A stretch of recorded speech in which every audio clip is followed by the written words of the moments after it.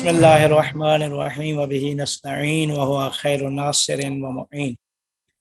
ہماری گفتگو فص یونسیہ کے متعلق ہو رہی تھی کہ جس میں ابن عربی نے اس فص کو نام دیا ہے فص و حکمت نفسیہ فی کلمت یونسیہ، حکمت نفسیہ سے منسوب کیا ہے۔ تو اس حکمت نفسیہ میں جو سب سے اہم بحث کیا ہے ابن عربی نے وہ نفس انسانی کی بحث ہے۔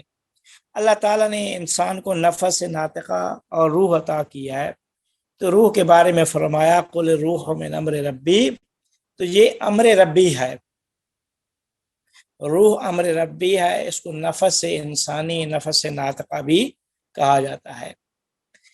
فرماتے ہیں کہ اب یہ نفس کو دو طریقوں سے پڑھ سکتے ہیں، نفس بھی پڑھ سکتے ہیں اور نفس بھی پڑھ سکتے ہیں۔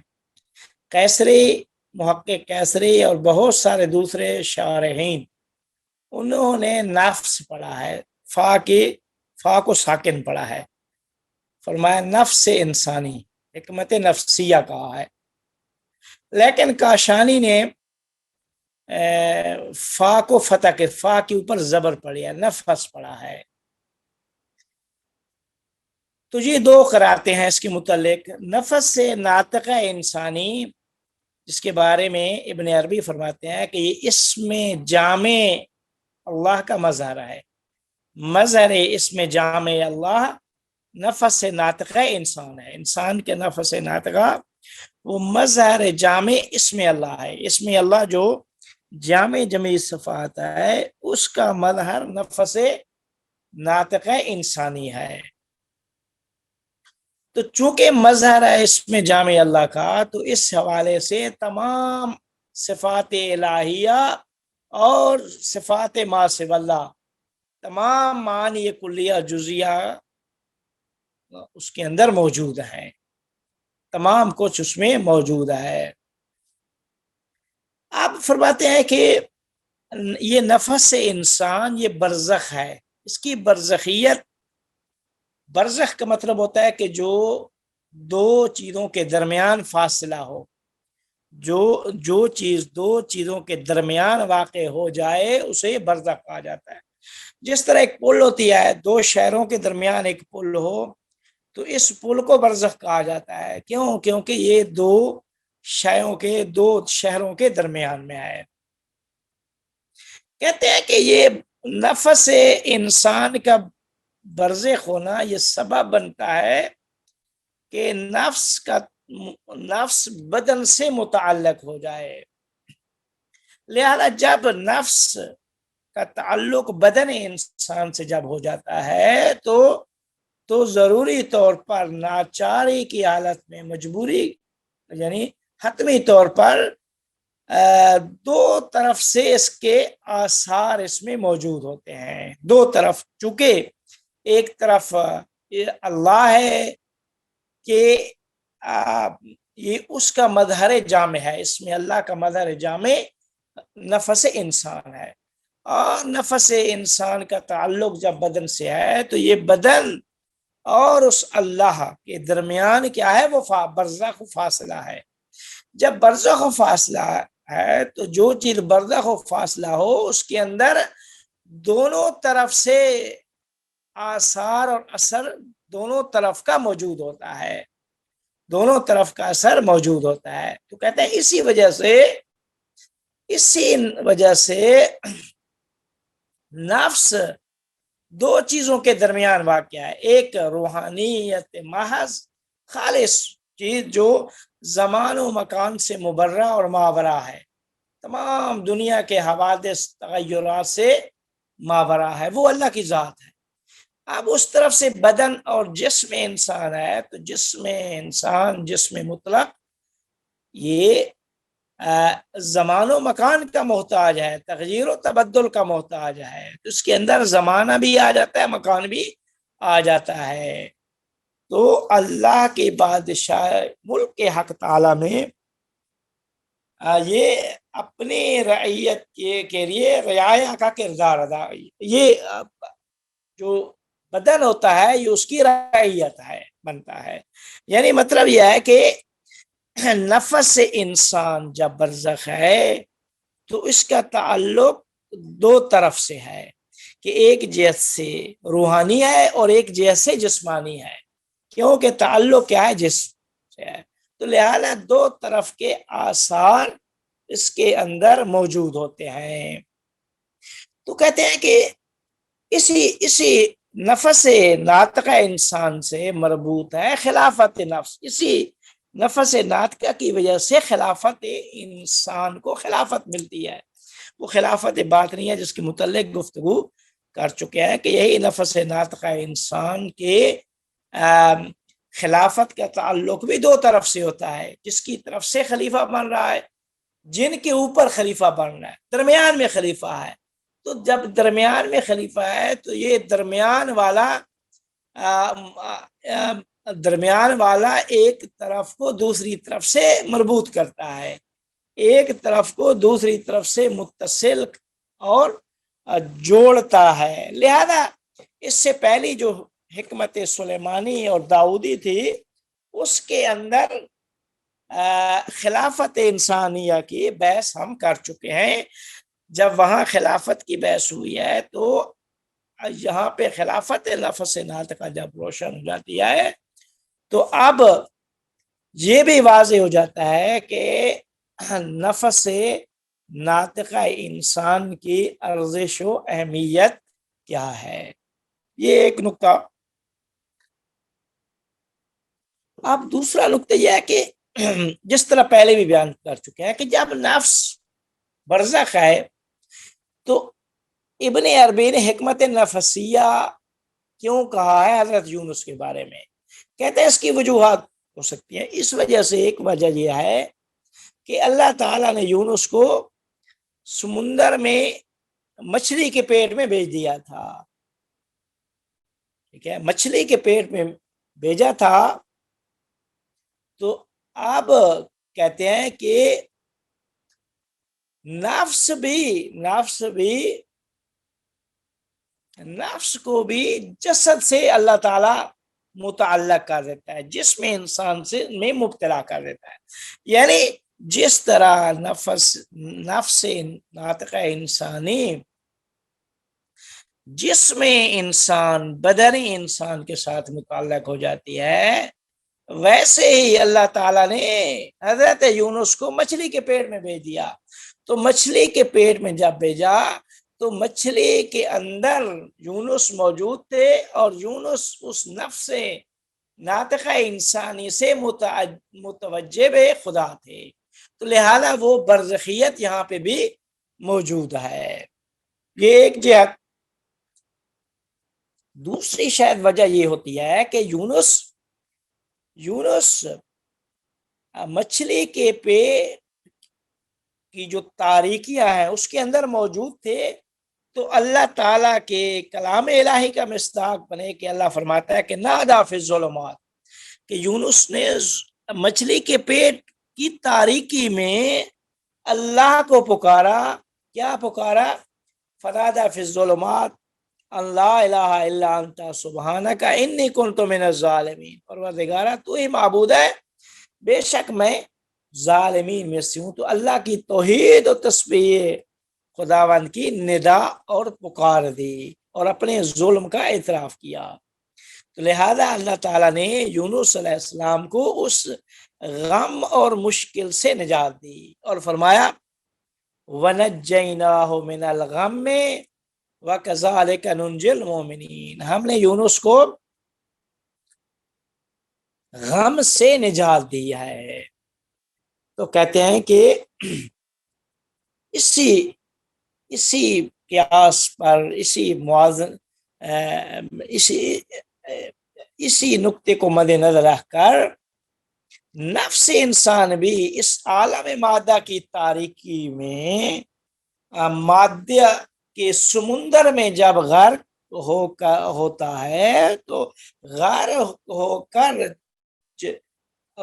یعنی مادی یا مادہ کے سمندر میں یا سمندر کی تاریکیوں میں غرق ہو کر پروردگار کی طرف متوجہ ہوتا ہے، اور جب متوجہ ہو کر اللہ کی وحدانیت اور اس کی فردیت کا اس کے لیے جب روشن ہوتی ہے تو اس وقت اپنی ناتوانی اور عاجزی کا اعتراف کرتا ہے، پھر اللہ تعالیٰ اسے عالم طبیعت کی مشکلات سے نجات دے دیتا ہے، عالم مادہ کی طبیعت سے نکال کر اس کو دوسرے عوالم کو کراس کر کے اس ذات کے ساتھ متصل کر دیتا ہے کہ جو شریعت کی نور، شریعت کے سائے میں، طریقت و حقیقت کے سائے میں یہ چیز موجود ہوتی ہے۔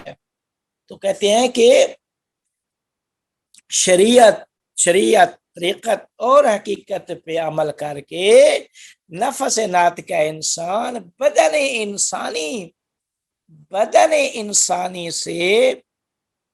انسانی کی تاریکی سے متوجہ بے خلق خدا ہوتا ہے، متوجہ بے خود خدا ہوتا ہے، اور اللہ تعالی جب متوجہ ہوتا ہے تو اس وقت متوجہ ہو کر جب جسمانی تاریکیوں سے نجات پاتا ہے تو اللہ کی نعمات روحانی جو ہوتی ہیں وہ اس کی رزق و روزی بن جاتی ہے۔ یہ ایک چیز اس میں ابن عربی نے کہی ہے کہ کیوں ابن عربی نے نفس ناطقہ حکمت نفسیہ کو کیوں یونس سے منسوب کیا ہے۔ یہ وہ بات ہے کہ جو نفس پڑھتے ہیں، حکمت نفسیہ پڑھتے ہیں، یعنی فیک کو ساکن پڑھتے ہیں، وہ لوگ جو فیک پہ زبر پڑھتے ہیں، نفس پڑھتے ہیں، نفسیہ، تو کہتے ہیں کہ جنہوں نے نفس پڑھا ہے انہوں نے بھی وجہ مناسبت کو ذکر کیا ہے کہ کون سی مناسبت تھی کہ یونس کے ساتھ حکمت نفسیہ کو منسوب کیا جائے، تو انہوں نے یہ فرمایا کہ یونس چونکہ اللہ کے غیظ و غضب یا اللہ کے یعنی غم و اندوہ میں مبتلا تھے، یونس جب غم و اندوہ میں مبتلا تھے، اللہ تعالیٰ نے نفس رحمانی کے ذریعے سے اس سے وہ غم کو دور کیا۔ نفس رحمانی کیا ہے؟ اور عرفا کی اصطلاح میں وہ ظہور واحد صادر اول جو اللہ سے صادر ہوا ہے، جس کا دائرہ صادر اول سے لے کر عالم مادہ کی گہرائیوں تک جس کا دائرہ وسیع ہے، یعنی اللہ نے اس نفس رحمانیہ سے، نفس سے، یعنی جب انسان ایک نفس لیتا ہے تو اللہ نے نفس دیا، پوری کائنات خلق ہو گئی، کائنات اول سے آخر تک، صادر اول سے لے کر عالم مادہ تک۔ تو فرماتے ہیں کہ جنہوں نے نفس پڑھا ہے انہوں نے بھی وجہ مناسبت ذکر کیا ہے، انہوں نے کہا وجہ مناسبت ذکر کیا ہے کہ یونس کے ساتھ کیوں حکمت نفسیہ کو ابن عربی نے منسوب کیا ہے۔ انہوں نے یہ وجہ بیان کی ہے کہ حق تعالی نے نفس رحمانی کے ذریعے سے، نفس سے ہی یونس علیہ السلام سے اس کرب کو ختم کیا۔ تو فرماتے ہیں کہ اگرچہ بعض لوگ کہتے ہیں کہ نہیں، نفس کی بات یہاں پہ نہیں ہے، خلافت اور خلقت کے انسان نفس ناطقہ کی جو خلقت ہے صورت خدا تعالیٰ پہ ہوئی ہے، اس کی بات ہو رہی ہے، اس کی بات ابن عربی نے اس فصل میں کی ہے، تو لہذا شاید یہ وجہ مناسبت اتنی یعنی اہم، یہ اتنی زیادہ موضوع نہ ہو۔ اب یہاں سے یہ بات ذکر کر کے ابن عربی سیدھا چلے جاتے ہیں کرامت نفس ناطقہ انسان کے متعلق گفتگو کرتے ہیں کہ انسان کی نفس ناطقہ کی کرامت اللہ تعالیٰ نے جو کچھ قرآن میں بیان کیا اور جو کچھ ابن عربی نے بیان کیا ہے، اس کو کرامت نفس انسان کے متعلق گفتگو کرتے ہیں، اور بڑی اچھی اچھی پھر 5-6 دلیلیں دیتے ہیں اس کے متعلق کہ اللہ تعالیٰ نے نفس ناطقہ انسانی کو کرامت عطا کیا ہے، اور یہ کرامت کس طرح کیا ہے مقدم ہے دوسری تمام چیزوں پر۔ تو اس کرامت نفس انسان کے متعلق بہت اچھی ابن عربی نے گفتگو کیا، اور ابن عربی نے یہاں سے گفتگو شروع کی کہ یونس نے پشت کر دی تھی اپنی قوم سے، جب پشت کی اور قوم کو چھوڑ کے جب چلے تو در حقیقت جو نشہ مرتبہ انسانی جو تھا، انسانی جو جہت تھی اس کے اندر، اس کو چھوڑ دیا۔ اس کو جب چھوڑا تو کہتے ہیں کہ ابن عربی نے اس فصل کا آغاز یہیں سے کیا ہے کہ اس نشے کا، اس مرتبہ انسان کا کتنا احترام ہے، اس کے احترام سے اس فصل کا آغاز کیا۔ تو اس کے بارے میں فرمایا کہ اللہ نے نشہ انسانی کو تمام ظاہری باطنی اور روحانی کمالات دے کر، جہاں باطنی روحانی کمالات دیے ہیں وہ جسمانی کمالات بھی دیے ہیں، تو اللہ نے خود اس کو خلق کیا ہے، پہلی بات۔ دوسری بات یہ ہے کہ اللہ نے اس کو اپنی صورت پہ خلق کیا ہے، اور صورت حق تعالی سے مراد وہ مانوی صورت اور اس کی صورت کمالیہ ہے۔ لہذا فائل اس کا اور اس کی صورت، اندرونی صورت جو ہے نا وہ الہ ہے۔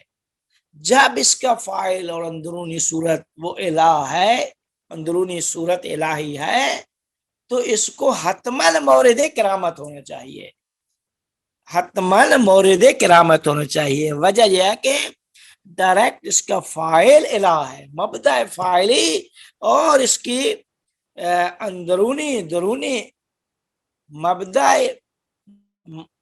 مبدأ فائلی اور اس کی درونی صورت وہ الہی ہے،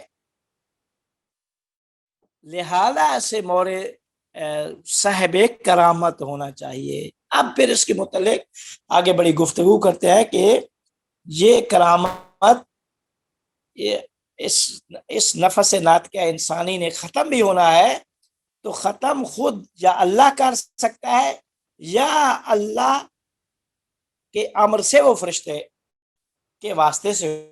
اس کے متعلق پھر گفتگو کرتے ہیں۔